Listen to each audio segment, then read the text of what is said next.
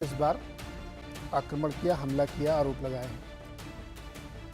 एक line background में चलें तो अडानी समूह के ऊपर हिंडनबर्ग ने अपनी एक रिसर्च रिपोर्ट निकाली थी और उसमें ये आरोप लगाया था कि बहुत सारे फंड्स बाहर से लाए गए और स्टॉक को जैकअप किया गया और वो पैसा इन्हीं का था, घुमा के लाया गया। ये एक क्रक्स वाला है वन लाइन में। आपने इसके बारे में ज़रूर देखा, सुना, पढ़ा और काफ़ी चर्चा होगी। बात 2023 की थी और वहाँ से उसकी जांच हुई, मामला सुप्रीम कोर्ट में गया। सेबी जो फाइनेंशियल मार्केट का रेगुलेटर है उसने कुल 24 में से 23 मामलों की जांच भी कर ली, उसकी रिपोर्ट भी सबमिट कर दी और उसमें निकला नहीं, एक मामले की जांच हो रही है अभी भी। मामला खत्म होते होते यहाँ तक पहुँचा कि बीते शनिवार को देर शाम हिंडनबर्ग ने एक और बम फोड़ा और आरोप लगाया कि सेबी चीफ माधवीपुरी बुच जी के ऊपर भी गंभीर आरोप है और कॉन्फ्लिक्ट ऑफ इंटरेस्ट का आरोप है।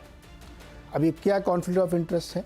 कॉन्फ्लिक्ट ऑफ इंटरेस्ट ये हुआ कि जब वो चेयरमैन नहीं थी, चेयरपर्सन नहीं थी सेबी की, उससे पहले एक फंड में उनके निवेश थे और उस फंड का जो लेना देना था वो अडानी ग्रुप के साथ, उन्होंने हिंडनबर्ग का ये आरोप आया। और इसके बाद फिर बहुत सारे चीज़ें होने लगी।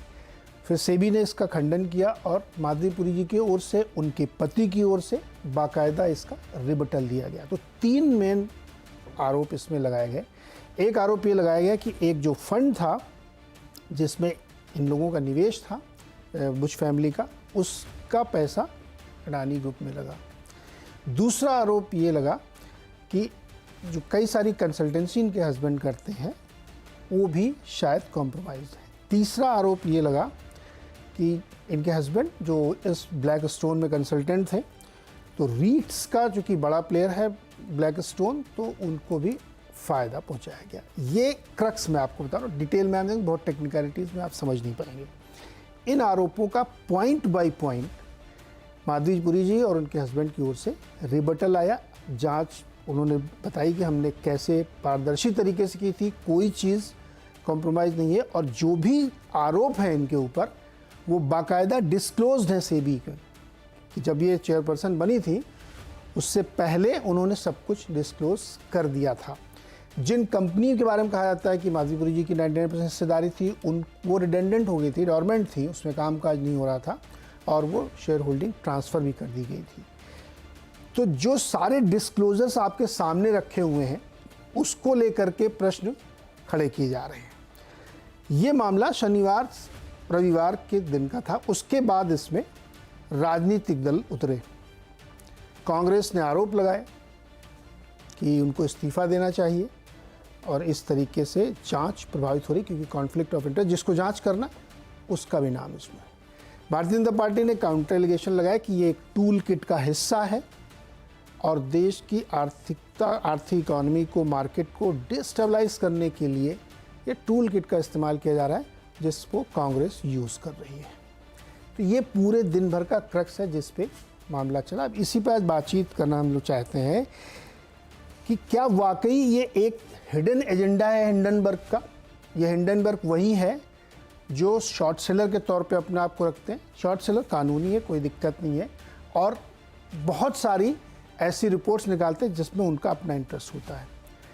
यूएस में इनके खिलाफ जांच भी चल रही है और दूसरी बार उन्होंने हिट किया तो सेबी चेयरपर्सन या सेबी का ये कहना भी है कि इनको जब शो कॉज नोटिस दिया गया तो उसके रिस्पांस में इन्होंने बाकायदा आरोप चेयरपर्सन के ऊपर लगा दिए।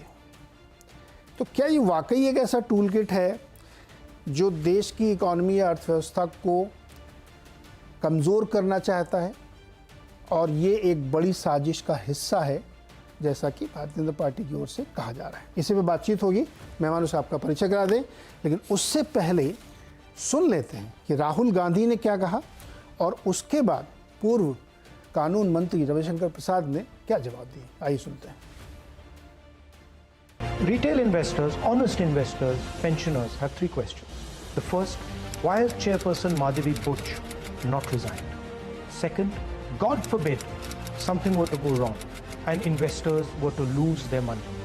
Who is responsible? Is the Prime Minister of India responsible? Is Madhavi Buch responsible? Or is Mr. Adani responsible? And finally, the Supreme Court has been looking at this matter.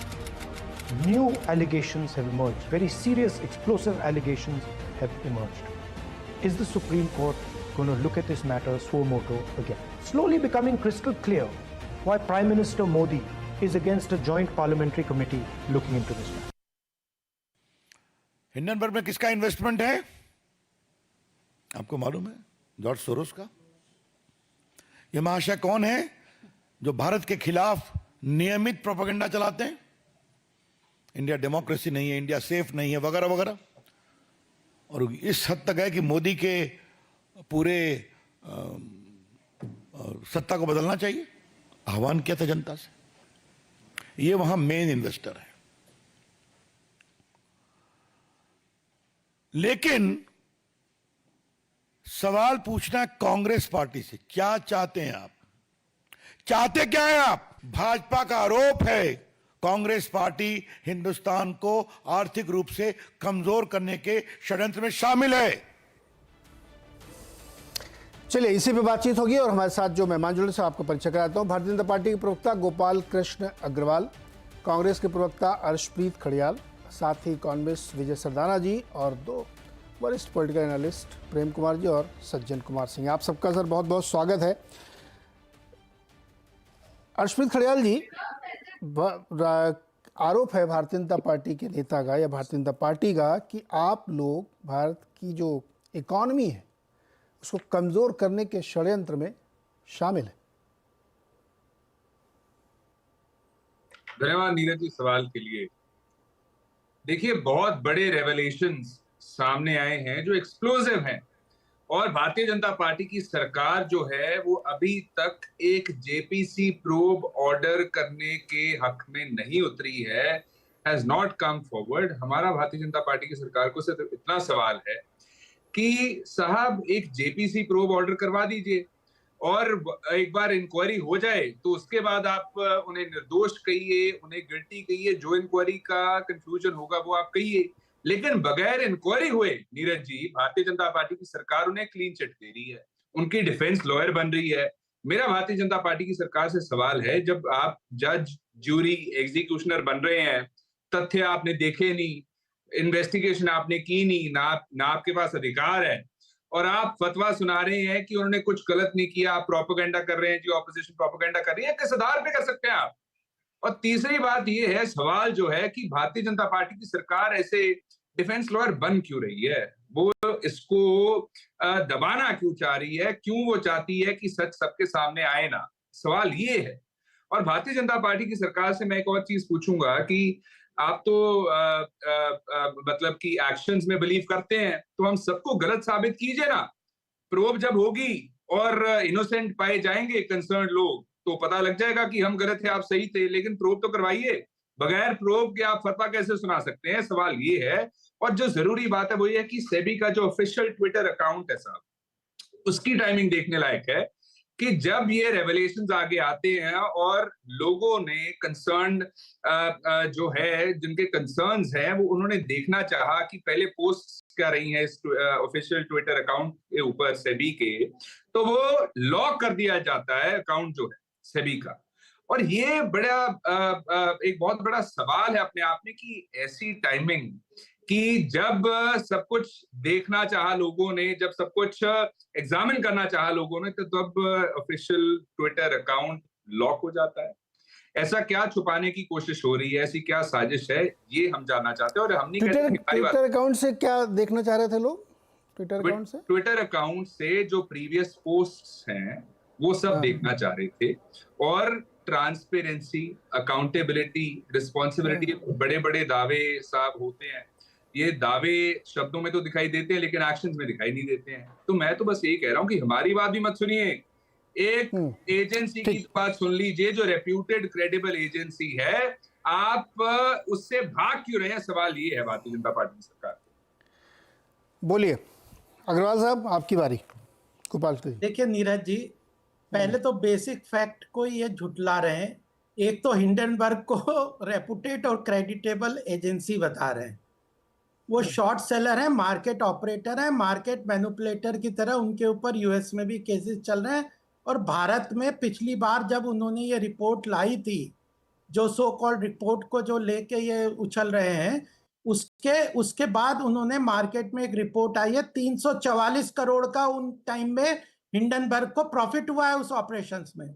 मैं तो ये पूछना चाहता हूं उस प्रॉफिट में से कांग्रेस का कितना हिस्सा था, ये बताना चाहिए इन्होंने कि कांग्रेस ने उस समय पोजीशंस क्या ले रखी थी, उनके नेताओं ने उन पोजीशंस पे उनको कितना प्रॉफिट हुआ। 344 करोड़ जो हिंडनबर्ग रिसर्च ने ये रिपोर्ट पहले पोजीशन ली शॉर्ट सेलिंग की, उसके बाद ये नेगेटिव रिपोर्ट लाए। तो एक बात, दूसरी बात ये महत्वपूर्ण है कि सेबी ने स्पष्ट रूप से अपने यहाँ पे बताया है कि 24 इन्वेस्टिगेशन ऑर्गेनाइजेशंस के ऊपर सुप्रीम कोर्ट का भी कहना था, उसके अंदर इन्वेस्टिगेशन सेबी ने पिछली रिपोर्ट के बाद पूरा सीरियसली उस बात को लेके और किया, और उसमें से 22 एंटिटीज पे इन्वेस्टिगेशन पूरा हो गया, उसको भी ये नहीं एक्सेप्ट करे। मतलब हमारी संवैधानिक संस्थाएं जिनके ऊपर आज ग्लोबल लेवल पे लोग नाज करते हैं कि सेबी ने जो कांग्रेस के समय 1992 में हर्षित मेहता और नहीं ठहरिए मेरी बात में आपके बीच एक एक करके आप ही लोगों को बहस करनी, एक बार कंप्लीट जान दीजिए। 1992 में हर्षित मेहता का कांग्रेस के समय में जो घोटालों के बाद शेयर मार्केट घोटाले के बाद एक घोटाले आते थे, उसके बाद 1992 में सेबी ने आज हिंदुस्तान का market completely transparent, online, most regulated, investor protection में हमारा 8वीं पोजीशन है वर्ल्ड में, माइनॉरिटी इंटरेस्ट प्रोटेक्शन में इंडिया का capital market because of SEBI 8वें पोजीशन पे। तो इतना रेगुलेटेड, वेल ट्रांसपेरेंट, इतना अच्छा बाइंड मार्केट जो सेबी का रेगुलेटरी संस्थान है जिसको ग्लोबल लेवल पे रिकॉग्निशन है, उसकी बात नहीं। ठीक है गोपाल जी, छोटे छोटे रखिए तो ज्यादा समझ में आएगा। आप बताइए खड़ियाल जी।